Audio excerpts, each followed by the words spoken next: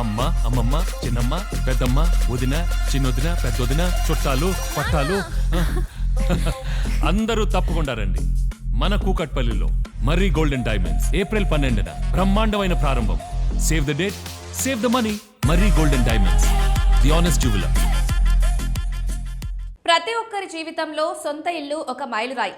ఆర్థిక స్థిరత్వం లభించిన తర్వాత ఇల్లు కొనే విషయంలో చేసే చిన్న పొరపాటు భవిష్యత్తులో పెద్ద నష్టానికి దారితీయొచ్చు. కేవలం ప్రస్తుత అవసరాలనే కాకుండా రాబోయే 10-20 ఏళ్ల అవసరాలను, రీసేల్ వాల్యూను దృష్టిలో ఉంచుకొని నిర్ణయం తీసుకోవాలి.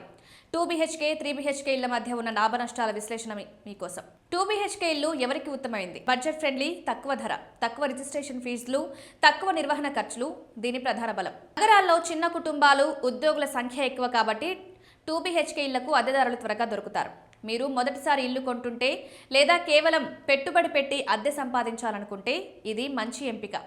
3 BHK ఇల్లు ఎందుకు దీర్ఘకాలిక లాభం? అధిక రీసేల్ వాల్యూ. ఆస్తి విలువ పెరిగినప్పుడు 2 BHK కంటే 3 BHK ఇళ్ల ధరలు వేగంగా పెరుగుతాయి. తిరిగి అమ్మేటప్పుడు భారీ లాభం వస్తుంది. పిల్లలు పెద్దయ్యాక లేదా వృద్ధ తల్లిదండ్రులు మీతో ఉండాల్సి వచ్చినప్పుడు 3 BHK స్థల కొరతను తగ్గిస్తుంది. పదే ఇల్లు మారే తలనొప్పి ఉండదు. నేటి కాలంలో ఒక గదిని ఆఫీస్ స్పేస్గా మార్చుకోవడానికి 3 BHK ఎంతో అనుకూలం.